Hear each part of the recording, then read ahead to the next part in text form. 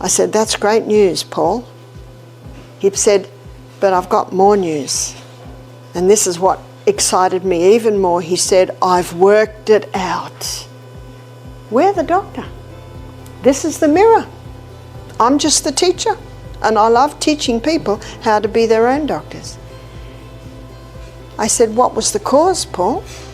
He said, I was drinking a litre of water with every meal. So every meal, he's watering down his hydrochloric acid. Did you know that hydrochloric acid is antibacterial, antifungal? So if your hydrochloric acid's strong, Helicobacter pylori can't survive in the stomach because hydrochloric acid is antibacterial. Interesting.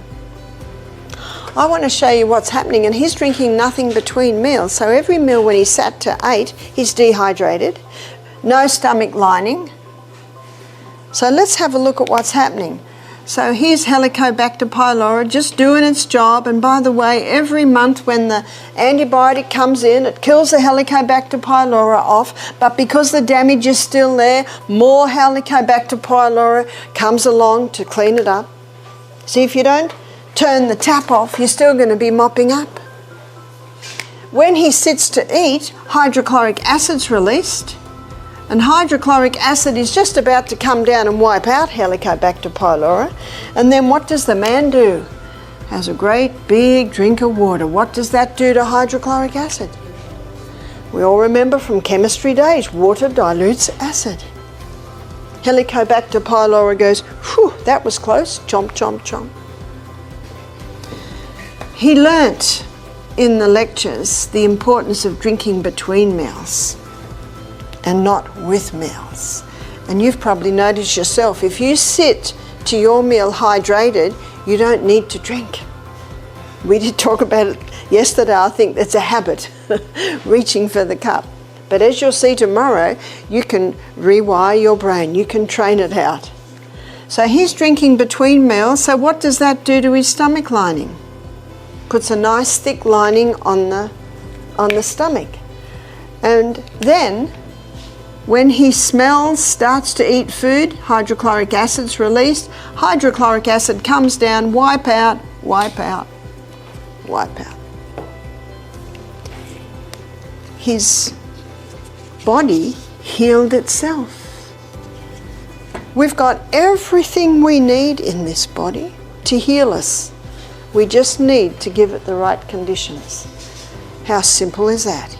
If someone says to me, I've got Helicobacter pylori, I said, congratulations, we all have. It's only when it's in a large amount, and then the question is why? Why is it in a large amount? Remember Dr. B? He cured 3,000 cases of stomach ulcer just with water. Just with water. How simple is that? So simple. So this man has been all over the world trying to get help, and then he came to a health retreat in the hills in Victoria and learnt the conditions to give his stomach for healing. So we come down the gastrointestinal tract and we come to the pancreas. Here's the pancreas.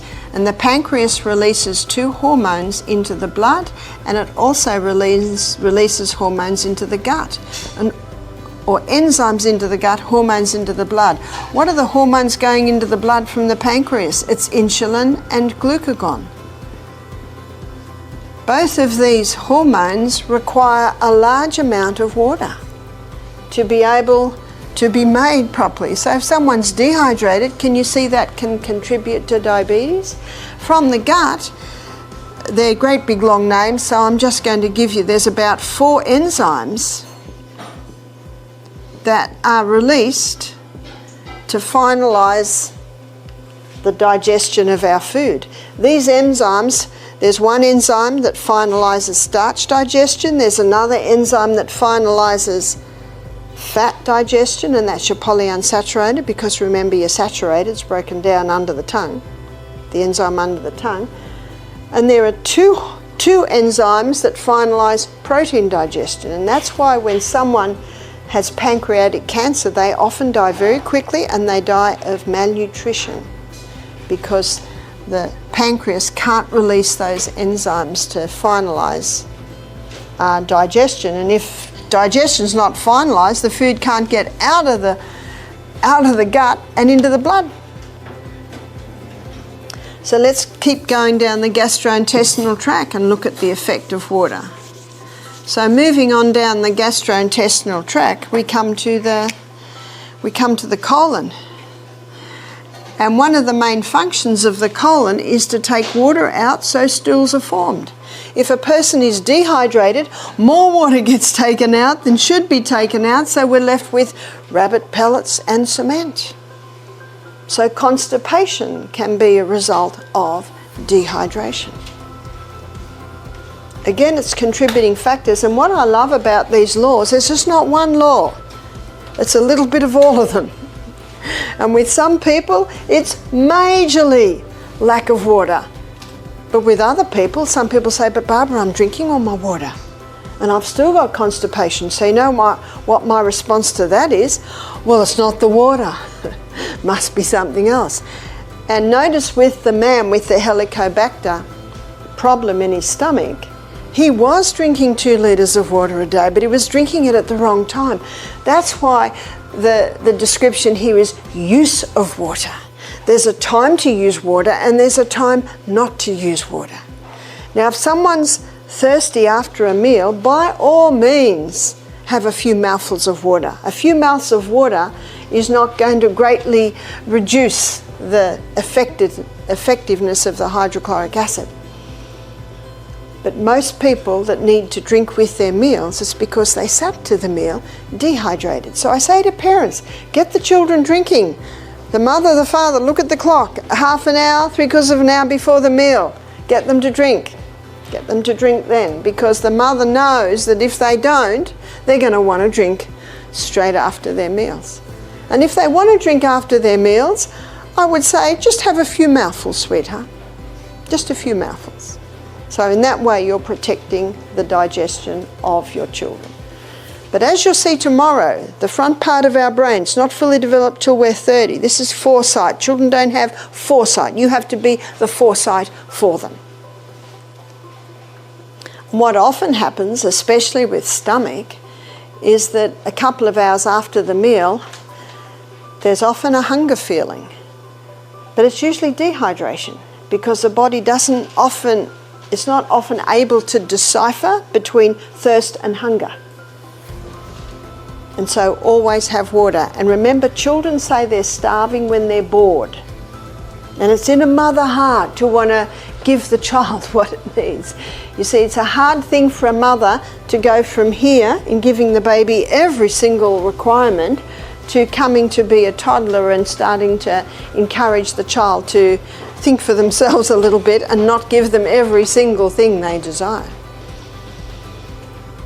So I would say to my children, oh, it's time for water. Must be one of the body's many cries for water. Time for water. I don't want water. Oh, I'm so sorry, sweetheart. Because if you don't drink water, you can't have lunch. Your choice. See, put the choice back on them. Choice back on them. And then when everyone's sitting to lunch and they're not there, I'm hungry. I know, sweetheart. See, you're always very kind. So if you drink this water now, I'll let you have your lunch in 15 minutes. You know, often you only have to do that once or twice and they get the message. Drink water. It's good for them to have their little bottle, and then you can see. And often, I know with my little granddaughter, when I was staying there, I'd say, okay, when you get down to there, your tummy will be ready for lunch. And they love goals. Children love goals. So they're drinking and they're looking at drinking, you know, it's achieving something. Let them achieve something. I had a lady say to me one day, she said, oh, Barbara, you must spoil your grandchildren. I just smiled sweetly because I knew she wouldn't like my answer. So she pushed me. I said, no. What does spoil mean? Ruin something beautiful. Our grandchildren love coming to Misty. Do you know what they do all day? Play in the creek. Play in the creek. Sometimes I come home and there's piles of clothes. They've all fallen in the creek. And if they're muddy, I give them the hose and a scrubbing brush. Sorry, sweetheart, can't put that one in the washing machine. So you're never angry. It's anger that hurts children. But cause and effect, best way to learn. In conclusion, water is not just essential for survival, but a powerful tool for healing and maintaining our health. By drinking enough pure water every day, we can prevent dehydration, aid digestion, and support vital organs like our brain and pancreas. Remember to drink water at the right times, especially between meals, to help your body function at its best. If you found these tips helpful, make sure to give this video a thumbs up and share it with those who might benefit. Don't forget to subscribe for more health insights and stay informed on natural ways to care for your body. Let's stay hydrated and healthy together.